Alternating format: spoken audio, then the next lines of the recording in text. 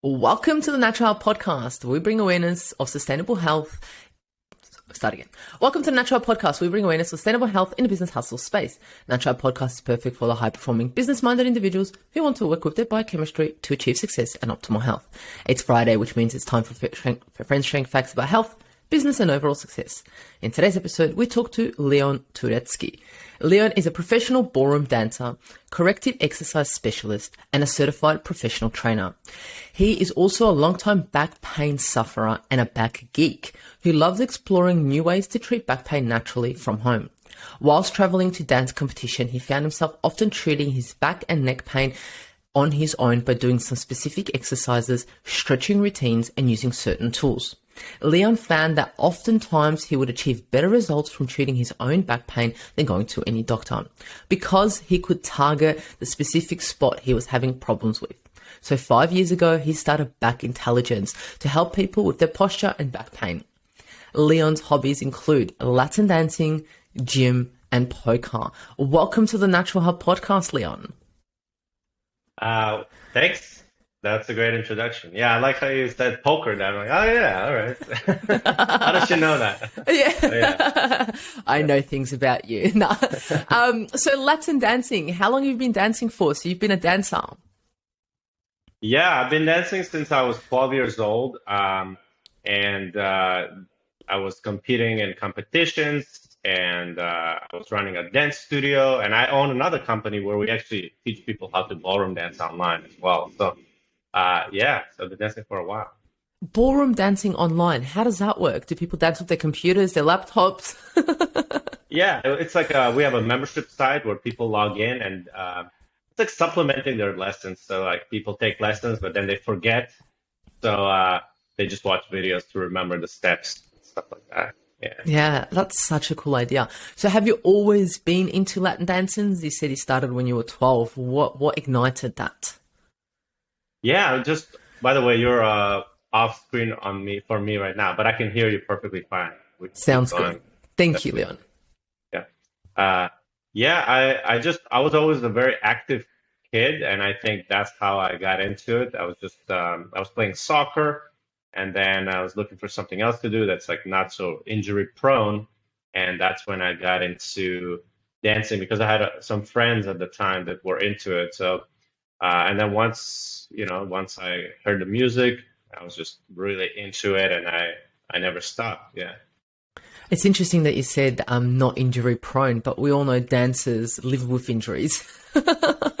It can be, yeah. But I think soccer is worse. Like Yeah. the contact sports is just really because like somebody can just come from behind you and like tackle you, and it's like out of your control completely. At least with dancing, you can kind of control what you're doing, at least by yourself. So nobody's kicking you in the shin. You would hope so anyway. Yeah, exactly. That's amazing, Leon. Thank you. Before we get into today's topic, which I'm sure the audience is excited to hear about, let's hear a little bit about you. Now that we know, you've been dancing since 12. What else got you to be here where you are today? Tell us a little bit about yourself. Yeah, so you want me to speak a little bit more of how I got it into starting Back Intelligence? Yeah, let's talk a little bit about that. Yeah, so basically, yeah, I was traveling to competitions, and I was experiencing some pain from all the dancing that I was doing because when you're dancing competitively, that definitely takes a toll on your body. And I would have a full day of teaching, and then sometimes we would have to travel, me and my partner, like at night to go to competitions and then stay over in a hotel. Next day, you dance. And it was just sometimes it's a flight, sometimes you drive for 4 hours to New York. I'm in Boston. And so you're driving, then you get into a hotel, and your body is exhausted. You were just teaching, and then next day you have to compete. So it's like, I was trying to figure out like how to keep my body going, basically. And most pain at the end of the day is musculoskeletal pain, which is muscle pain. Yeah, your muscles get overly tight, um, or they spasm, things like that. So how do you treat that? Um, and a lot of it is caused through certain movement habits that we have, or patterns of movement, as well as postural dysfunctions. We can talk about that more later. But I found myself basically um, doing a lot of stretching or mobility work. And I also started experimenting a lot more with self massage, which really helped as well. And I discovered certain tools, and I started relying on those tools, and as well as the exercises. And yeah, and that's kind of what got me, and it gave me a lot of relief, so that I can compete, and like also as a recovery from the after the dancing the next day, I could do to make myself feel better. So that's kind of how I started diving more into posture and back pain, and then eventually, um, I know like 80% of people are suffering from low back pain. Everybody has poor posture these days. And I was just looking on stuff online, and I saw that a lot of the stuff that was out there, it was a lot of the information was given in a very complicated way, where a lot of the YouTube channels, at least at the time, were it's like doctors giving advice, but they were using medical terms, and so it's very complicated for the average person to understand. And during that time, I also got certified as a personal trainer and corrective exercise and all that. And then I was like, well, how can I simplify it for people? And being an entrepreneur, really, I was running a dance studio. Then I did the online ballroom dancing membership, and then I was like, well, let me start this company, Back Intelligence, which is the mission is basically helping people ease their back pain and helping them improve their posture from home, so that stuff you could do on your own. And the main differentiator with us is we try to talk about things in a very simplified manner, so that anybody can understand what to do. We'll say bulging disc or herniated disc, but we'll also explain what it is in a way that somebody can understand. Or like in our articles, we'll show images that kind of simplify what those things mean. And instead of it sounding too medical, where the average person can't understand. And yeah, so that's kind of how I got to start Back Intelligence. Yeah, what a story. And I guess you said at the start, being in a bus or being in the plane and then sleeping on mattresses, this all impacts your whole body, including your back, because your body is not used to, it's not supposed to be sitting for that such a long period. It's not supposed to be changing mattresses so often. So yeah, good on you for exploring and understanding what can assist you. Like you said, different tools like self-massage, stretching, mobility, and so forth. And then turning that into a business, but also turning that into education for us to understand in normal words and not those sophisticated words, to understand what is happening. And I've seen some of your videos, and I couldn't agree more with that. You make it simple but effective. And I think that's absolutely key, to make it simple and effective, because if you're using all of these medical terms of individuals, they're like, I just have back pain. Can you just fix it? I don't care what's happening. Yeah. Yeah, amazing. So, Leon, before we also move forward, is to get to know you a little bit more. Optimal health. When I say the word optimal health, what does that mean for you? Optimal health, you mean just in general? Yeah, so if someone said to you, Leon, are you in your optimal health? What would you put that towards? Like, what would you tick? What would you have to tick to be in optimal health? To me, that would mean the combination of mental health and physical health. So physical health is, like exercising and feeling good physically, not having back pain, and just in general feeling good with the way you move, and how you feel. But then also the mental component is everything that has to do with, having psychological um, uh, health, like so you don't feel stressed, so you're not anxious all the time, emotional health, relationships, all that kind of stuff. How's your, like they say, the quality of your life is determined by the quality of your relationships. So that would be on the mental side. And obviously the mental and the physical, they both affect each other. So that's why you want to work on both. So that's what I would say optimal health is for me. Yeah, they definitely complement each other because if our physical health's not on point, our mental health isn't. And if our mental health's not on point, our physical isn't on point. And I mean, you would have experienced that as a dancer. If, mentally you weren't in it, physically your body wasn't going to move and flow as it usually would. Right, exactly. Yeah. Amazing. So, Leon, let's talk about today's topic, how to improve your posture for optimal health. A lot of individuals, like you said, have issues with their posture. Why would you say, what's the cause of poor posture? Why do we have such poor posture? And what is poor posture? What would you define that as? Yeah, so in general, I mean, it's an epidemic right now where people have poor posture. And the awareness of it right now is a lot higher than it was before.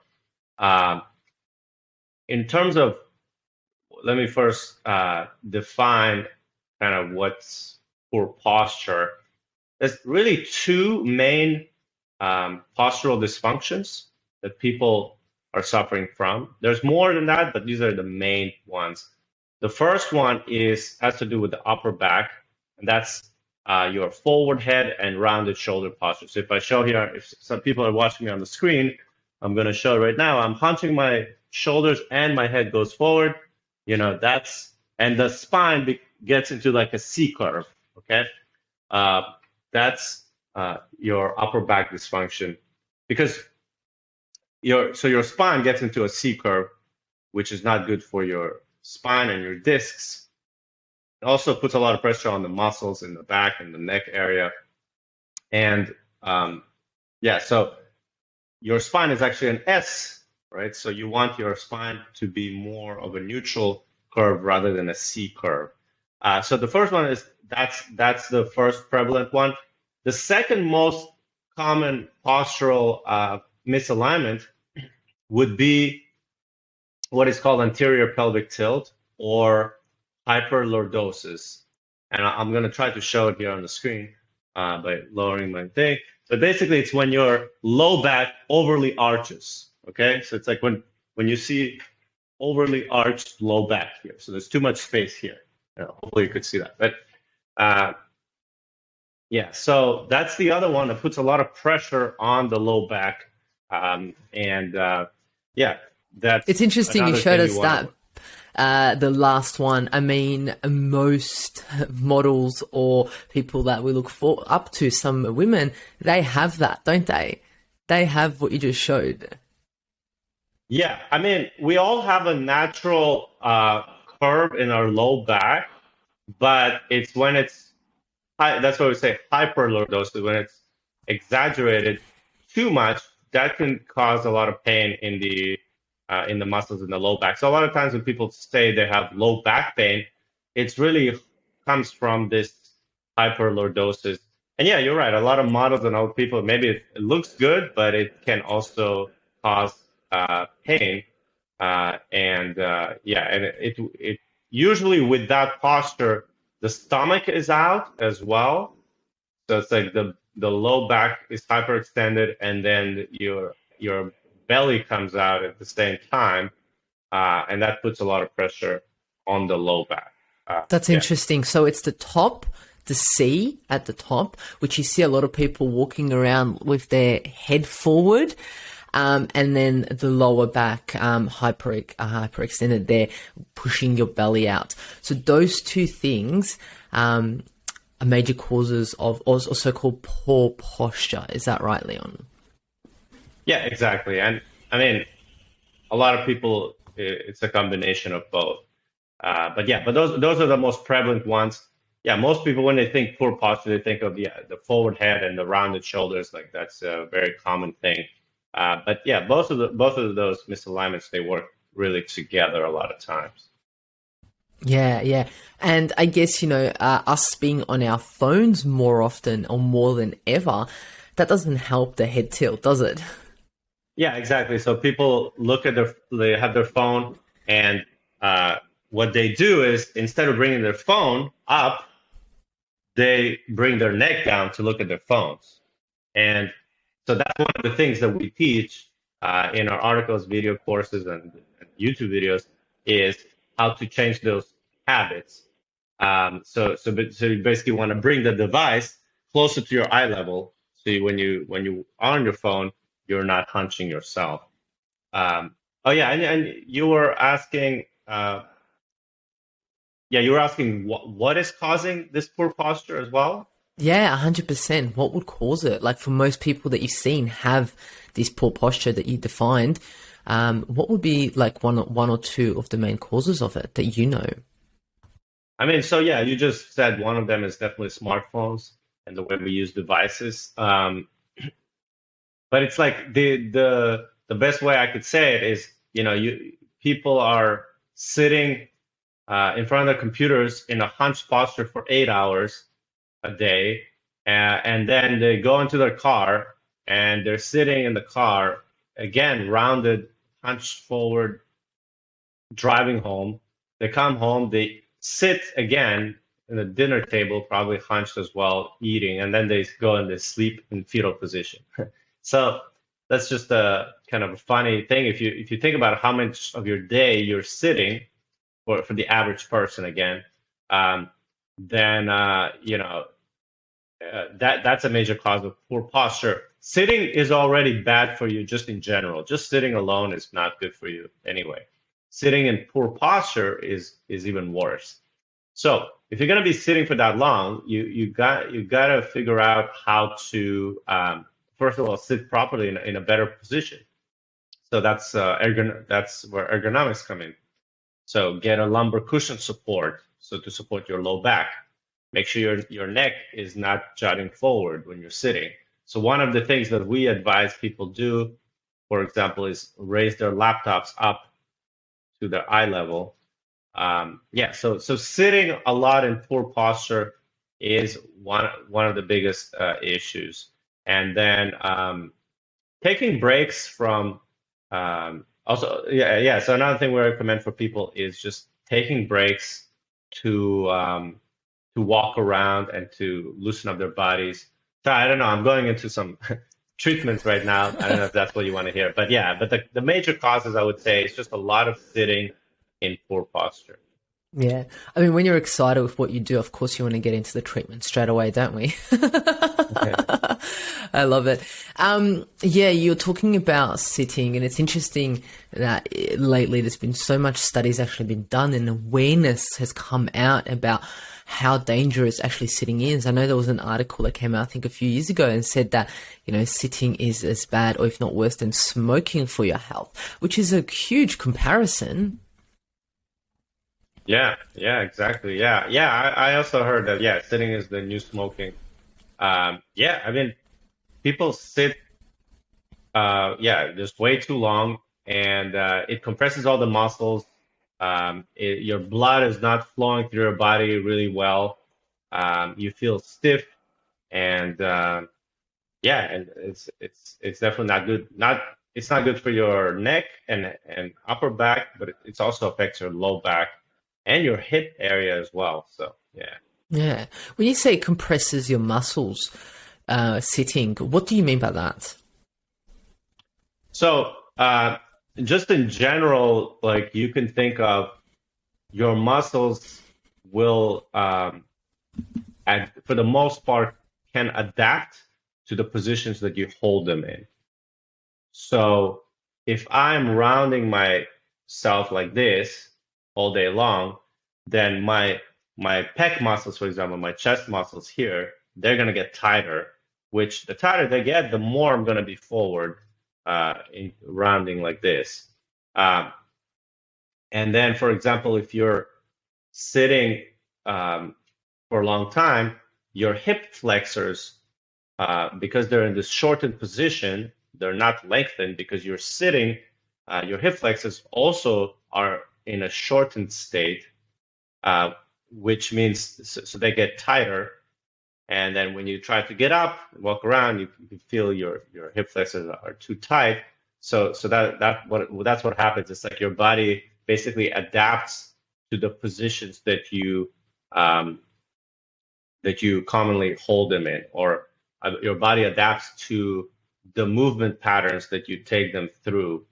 So you want to be very aware of which positions. Like it's kind of like when you're sleeping. If you're sleeping and you have a really thick pillow and it pushes your head forward, that's 8 hours of that, which is not good for your neck as well. So all these positions that you're holding yourself in, especially sitting, can contract or tighten, create certain muscles that are too tight, and then also have other muscles that become too weak or underactive.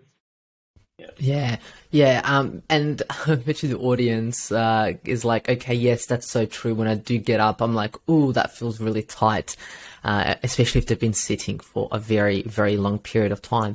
Or even, you've mentioned sleep. Even when people wake up from sleeping, it takes them a while when they get up and they go, ooh, that's really tight. And you've mentioned going into the fetal position. I know we let's talk about a little bit about sleep now. Are you all good with that, Leon? Sure. Yeah. Yeah. So sleep. How does sleep impact our posture? Is there a certain way that's really good for us? Certain way it's really bad for us? Some things, enlighten us. Yeah. So yes, there's definitely better positions for sleeping than others. The two main positions that are good for sleeping is A, either sleeping on your back, or B, sleeping on your side. So that's the two positions you want to be aware of. And there's a lot of people that sleep on their stomachs, which usually not a good idea.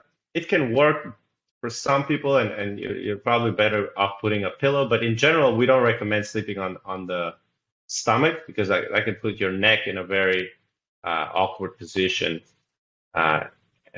So sleeping on the side or the back are the best ones because it keeps your spine in a neutral position. Do you want me to go more into that about some more details on how to sleep in those positions? Yeah, 100%. If you're happy to share them. Yeah, sure. Yeah. So I think one of the things that you want to do from the pillow standpoint is you need to get a pillow that can support the back position as well as the side position. Now, when you're lying on the back, you don't need a thick pillow because you're lying on the back and you want to keep your head in more neutral in a neutral position so it's aligned with the rest of your body and doesn't jut out forward too much. If you have a very thick pillow, that can bring your head forward too much while you're sleeping. But for the side, you have a much bigger gap here for your shoulder level because you don't want your head to be bringing down also. So you need to have a thick enough pillow for when you're sleeping on the side position. And that's what's complicated. That's why I have a pillow that in the middle, it's thin, but on the sides, it's thick. So that when I switch, because I'll go back and forth between sleeping on my back and then I'll roll over to the side. When I go to the side, I have a really nice, thick pillow there for me, area that keeps me in good alignment. Now, you could try to find a pillow that's maybe in between and kind of suffices both the back and the side. That's fine. You're going to have to experiment with a pillow like that, or just get like the one that I have, which is contour, where it changes in the middle and the sides. That's one of the biggest tips that I can give for sleeping. Yeah. Yeah, thanks for sharing that with us. It's interesting. I've seen those pillows around and I was like, oh, I wonder how you're supposed to use it because you'll just keep rolling. But you've made sense of it. Yeah, I mean, it's first of all, it's also good to switch positions when you're sleeping. I mean, you don't. It's never a good idea to stay in any one position. It's good to vary your position. So yeah, I actually I do like to move around when I sleep a lot, but some people they kind of just stay in one spot the entire night. That's fine, but it would be better for you to actually yeah roll from side to the back and switch over.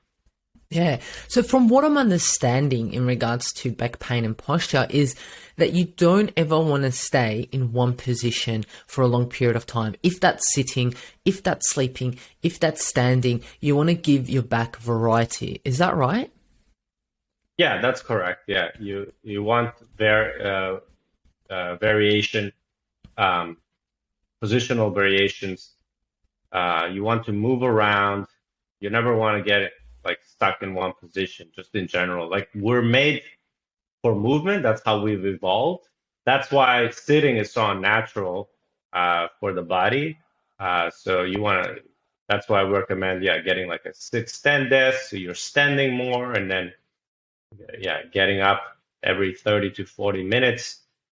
Take a walk. Even just that is good to kind of change your position. So yeah, we recommend changing your position all the time. Yeah. Yeah, that's amazing. So how does one know what the right posture is for them? So for example, we're all humans, we're all different sizes, but is there one, like, is there a certain way up everyone's back posture should be, or does it vary on certain things? I mean, it definitely varies depending on your anatomy, depending on your structure, your bones, stuff like that. Of course, it varies. And we I don't even say that you have to have the perfect posture or that it's even possible. That's not the goal. Um, but if you are noticing yourself every time you load the dishes and you're rounding your shoulders doing that and with weight, and then next day you're feeling low back pain, well, you might understand why that's happening now. Like so, um, it's just improving where you're at. In terms of the optimal position, it's it's when you have your ears, your shoulders, your hips, and your knees all aligned. You know, like if we draw a line, that would be like the perfect posture. But that's not possible, and so we're not going for perfection, but we're going for improvement. And if you're constantly seeing that you're leaning forward, you can be more aware of that, sit up straighter, stuff like that. Also, your back, it has it has curves in it. So the spine has curves in it. So it's not like the back is straight either, right? So there is a kyphotic curve to the upper back that is natural. The problem is when it gets hyperkyphotic. Okay, that's when from the research, it says that as people age, their kyphosis, which is the rounding of their back, gets worse. So that's why you see people who are older, a lot of times they're going to be more hunched.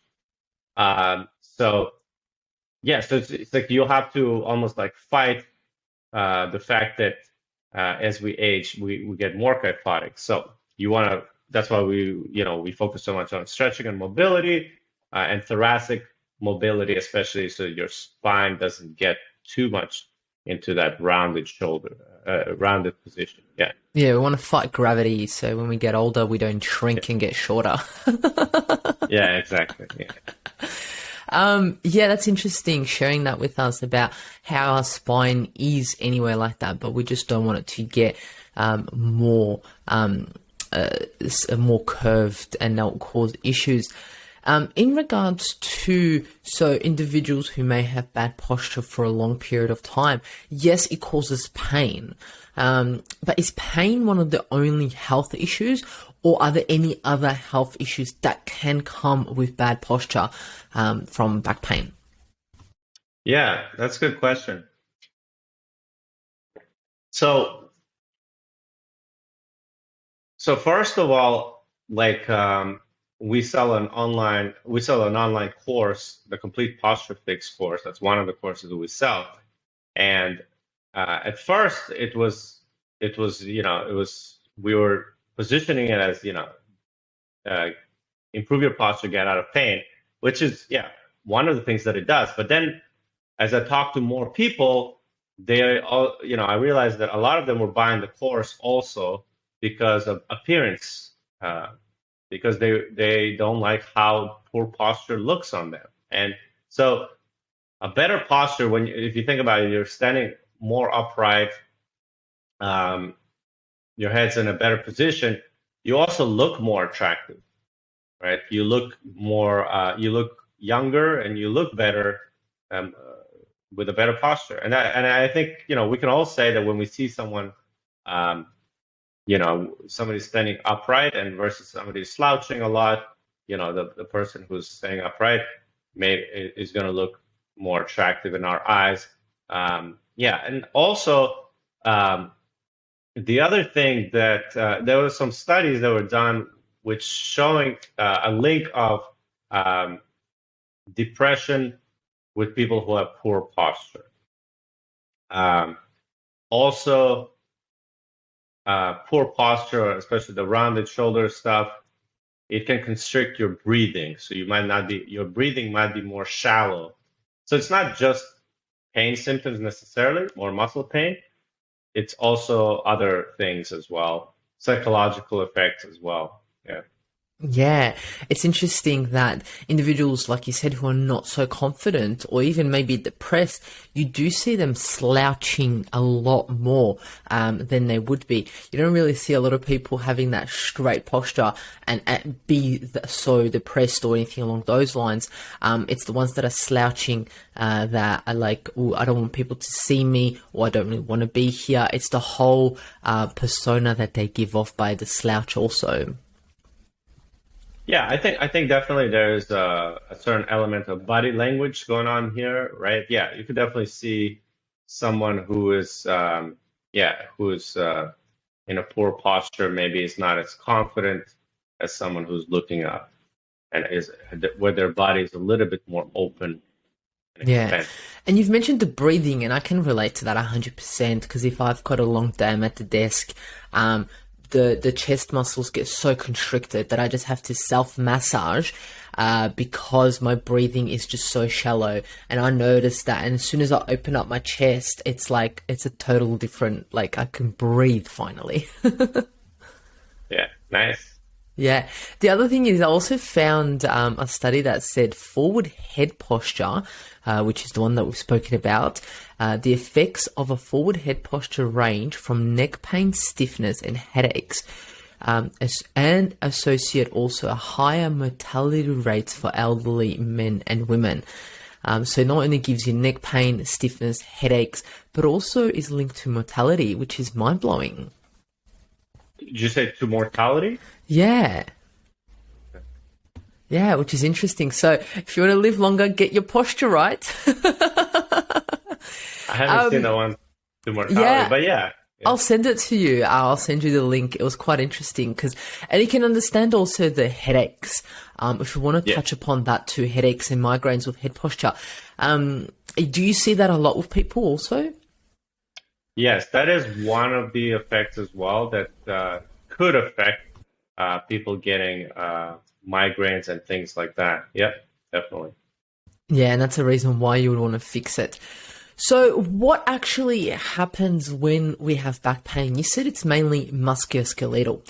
So if someone comes and has upper neck pain, what is happening to the muscles? Are they spasming? Are they tight? Are they loose? Are they not strong enough? Are they too strong? Are they weak? What is actually happening there? Just cut off for me.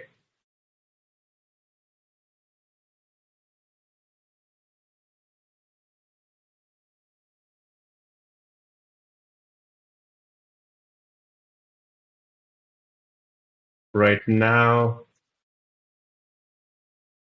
Oh, now you're back on the screen, but I cannot hear you. Cannot hear you. Can you hear me now? Okay, now I can hear you. Okay, beautiful. I think it just kicked me off the internet. It's been really bad weather here, but I'm back. I'll cut that off. Not an issue. I'll edit it out. Okay, no problem. Yeah. All right, I'll go to ask the question again. which was... Yes. Okay. So, Leon, if individuals have upper neck pain and they're struggling, what's happening there with the muscle? Because you've mentioned it's mainly muscle pain. Is it too tight? Is the muscle not strong enough to support it? Are there any other muscles on the back that are too weak? Is it having a spasm? What's actually happening there? Yeah. So basically, your head is, let's just talk about, the head and the forward head. It weighs a lot. It's like 10 or 14 pounds. That's what your head weighs, and it's like think of it like a bowling ball weight.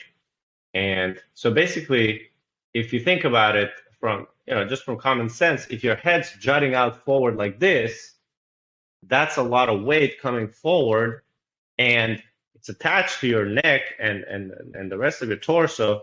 So there's muscles. For example, one of the muscles is we have in the neck here is it goes from the back of the neck all the way to the shoulder blade, and it runs on both sides, and it runs on both sides, and it's called the levator scapular muscle, for example. That's just one of the muscles, and that's one of the muscles that gets very tight. Because if you think about it, your head comes forward like this. This muscle is struggling to to keep you upright.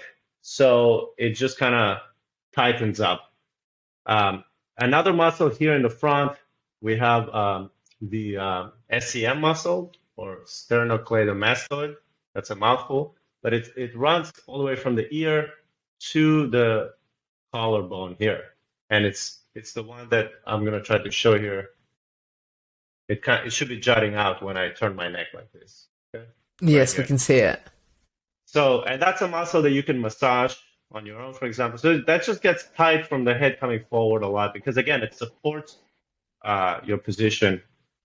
And then the muscles in the front here, you want to deep cervical flexor muscles, they're called. And these are small muscles here that we recommend for people to strengthen because they get weak. So the head goes forward, they become weaker. So you want to strengthen them to help you to get into a better position. And then your pec muscles can get shortened as well. Usually your rounded shoulder and the forward head posture, they go together usually. So your pec minor muscles can get tight. And then on the back side, your low trapezius, mid trapezius muscles can get weak. So it's a combination of certain muscles that get tight and need to be lengthened, and then certain muscles that are too weak and need to be strengthened. And that's some of the stuff we talk about in our videos and our video course. We give specific exercises to help with that. Yeah. Yeah, so it sounds like some of the muscles you have to stretch out and some of them you have to make stronger, like your pecs and your traps. Yeah, exactly. So the pecs are usually tighter, so you want to stretch them. And the traps, the lower trapezius muscle is definitely one that's in the research showing it's weak. Yeah. Yeah, that's interesting. So would going to the gym or at home, if you have a home gym, lifting weights or using any band exercises, is that something that would alleviate back pain and assist with it? Yeah, that's a complicated question. I don't think the gym is the solution for posture. It can be a solution for low back. It all depends what you're doing at the gym. So actually, it's not about the gym. It just depends what you're doing. I go to the gym. So I think actually most people get more back pain from going to the gym and lifting weights the way that they do. Like if you're doing, especially if you're lifting a lot of weight. So I should say it really depends on what you're doing. But it's really not necessary to go to the gym. And you have to do specific exercises that for the most part you don't even need weights for. So Like for the neck, like we recommend chin tucks. That's a very common one. And then we also use a bended chin tuck where you hold it through a band to provide resistance. There's a lot of stuff that we do with bands, stuff like that. Um, and so I would say for a lot of things, you don't need to go to the gym, especially if you're lifting heavy weights. Now, for the low back, for the glutes, you could do a lot of stuff at the gym. So that would be really good to go to the gym to do some glute workouts. But again, we don't. I would say in general, I don't recommend people to lift heavy weights. So if you could do things that are not heavyweight, for the glutes, for example, then that's good. Yeah. Yeah, and the audience or people listening might be like, yes, I don't have to go to the gym. Thank you so much, Leon. I just have to do band exercises that I can do at home. That sounds amazing. But it's interesting that you said the glutes. So strengthening the glutes muscles will alleviate lower back pain. Is that one of the main reasons why most people would have lower back pain besides the curve that we're talking about? Is because they have weak glute muscles? Yeah, so the two muscles that are the two areas that most people have weakness in is the core and the glutes. And this is why people talk about, strengthen your core and strengthen your glutes to alleviate low back. Is because first of all, just by strengthening those areas, that will get rid of the hyperlordosis, or it's going to make it less it's going to make that curve smaller. The reason why you want to strengthen your glutes is because your glutes are responsible for so many things that you may not realize. But like when you're walking, you should be using your glutes properly. And if your glutes are not firing properly, then you're going to be using your low back muscles instead.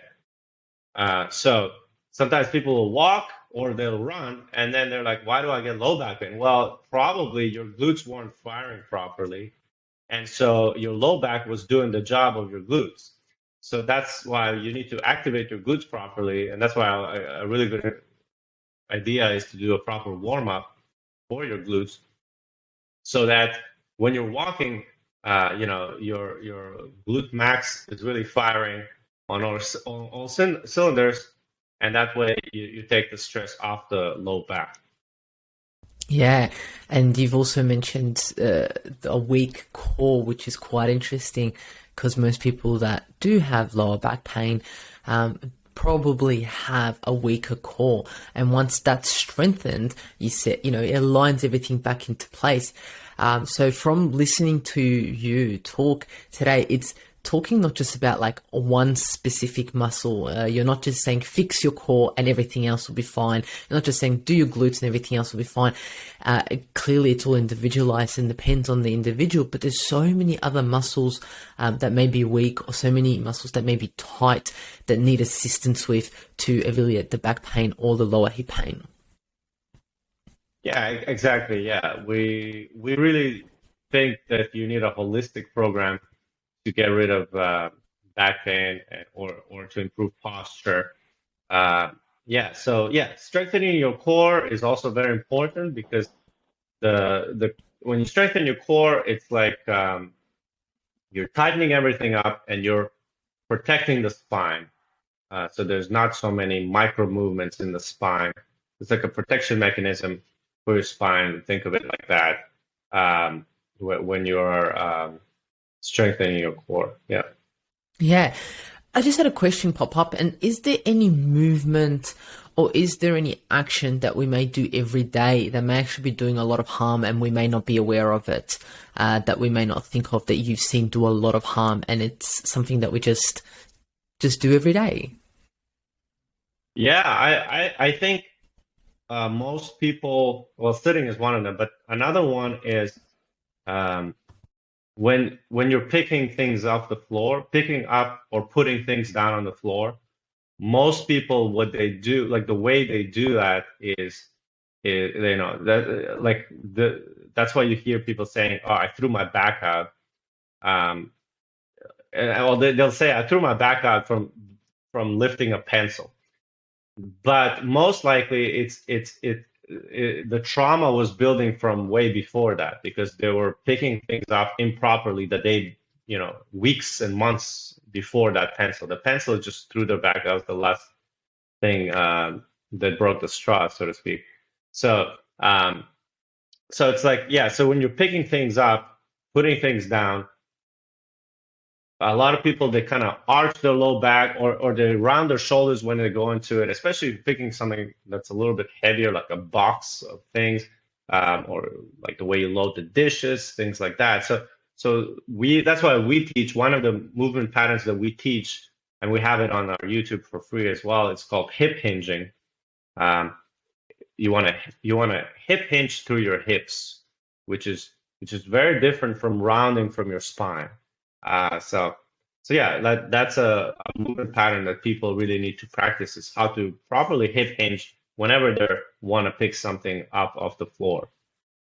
Yeah, amazing. And I've seen, like I've mentioned before, I've seen a few of your videos, and you explain it really simply, and it's amazing. So I bet you the audience is searching it up on Google now, and I'll make sure I'll put a link to your website and YouTube in the show notes. But yeah, thanks for sharing that with us. So picking things up, dropping things off, and sitting, maybe the things that may be impacting us the most. Look, let's talk about let's wrap things up for today and talk about some practical tips. I know you've mentioned so many practical tips throughout the podcast. You've given so many pointers to the audience, but what would be, maybe if you can put, 2-3 practical tips for the audience to incorporate to improve their posture and remove their pain if possible? What would you say, Leon?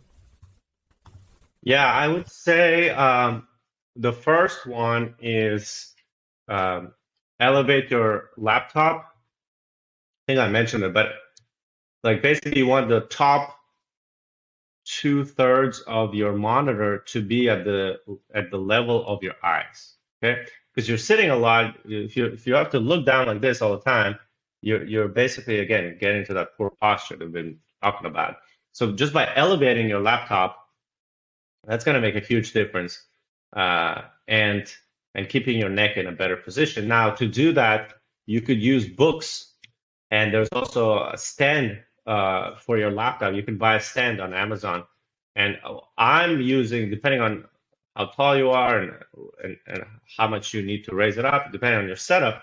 Like, I'm using a stack of books, and then on top of that, I have a stand, and that gets my laptop to the right height for me. And so that's the first one. The second one is every 30 to 40 minutes, you should get up and move around, stretch, do something, like go for a walk, get water, so that you're not stuck in one position the entire time. So that's another very important tip, is just not to sit for so long, for hours at a time in one position. And then the third tip is when you are sitting or when you're in your car, you could do a simple exercise called the chin tucks that we teach, which is just you're retracting your neck back. And I'm showing it right now on the screen. So basically, you're teaching your neck to come back into a better position, and you're strengthening the muscles in the front here, and you're stretching the muscles in the back. And it's good to train your nervous system for the right position for your neck to be in. And you could do it. You could do it anywhere. That's what's great about this exercise. You could do it when you're sitting at your office job, or you could do it in the car. So yeah. Amazing. So elevate your laptop if you are using it, or whatever screen you are looking at, if that's a laptop, if that's a mobile phone, tablet, elevate it to your height of your eyes so you'll be able to see it, not looking down. Taking breaks every 30-40 minutes, and then also doing the little dance with your chin. Have some music pumping and do a little bit of a stretch dance. I love them. They're so simple, such simple practical tips, but yet they will have a huge impact. And you've seen that yourself, Leon, with all the people that you work with. Simple things always can result to significant changes, and especially pain. Yeah, exactly. Yeah, just keep it as simple as possible. Yeah, even in our courses when we have the follow along videos, we didn't put so many. So we didn't put like 50 exercises. We just chose I don't know how many we have, but 8 to 10 of the most important exercises and stretches that you need to do to maintain a better posture. It's just about doing the things, really. It's not about you can get fancy with literally hundreds of exercises. But it's just about doing the most effective ones consistently. That's really what you need. Yeah. Yeah, definitely. I did have a question pop up just now. TENS machines, TENS machines, for pain. What are your thoughts on them? Yeah, I wish I could tell you. I've never tried them. I know what they are. I've heard of them. I've seen them online. Um, but I have yet to try them. So I cannot speak about something I don't know about. Sorry. 100%. No, that's all good. Thank you for sharing But that it's with supposed us. to be muscle relaxation, right? Yeah, and also contraction of the muscle. So contracting it, releasing it, contracting and releasing it. But yeah, thank you for sharing that with us. Is there anything else you want to share with us today, Leon, in regards to posture or back pain that you want the audience to know before we end this absolutely amazing podcast? Uh, no, just I would say if somebody wants to learn more about our stuff, more about back pain and posture, just to go to our YouTube channel, Back Intelligence, or read our articles on our website at backintelligence.com. And yeah, you can check out. We have a lot of free stuff as well as some online courses that we run a couple times a year. Yeah.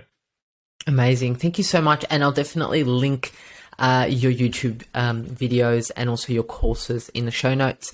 To finish off, Leon, I ask all my guests, what is your natural health hack? Something that you might do every day, once a week, once a year, that really keeps you healthy. What would that be for you, Leon? Hmm. Let's see here. Just want to see well, one of the things that I do is I do a little posture or I call it mobility routine upon waking up. So it's posture slash mobility uh, exercise routine that I go through when I wake up because my body's stiff. We will wake up in the morning, the body is stiff. So it's very simple. It's like 5 different exercises or so that I go through, and it just kind of sets me up for the day. So I would say that's one of them. Yeah. Amazing. Thank you so much for sharing that with us. Leon, thank you so much for your time on the Natural Health Podcast, sharing all your amazing knowledge about pain and back pain and posture that you have experienced yourself and now are here to help individuals with back pain. Thank you so, so much for being on a Natural Health Podcast. I really appreciate it. Yeah, thank you for having me on. It was fun. I appreciate all the questions. And yeah, thanks for having me on. Thank you for joining us on Natural Health Podcast. And remember, the missing link between failure and success is your health.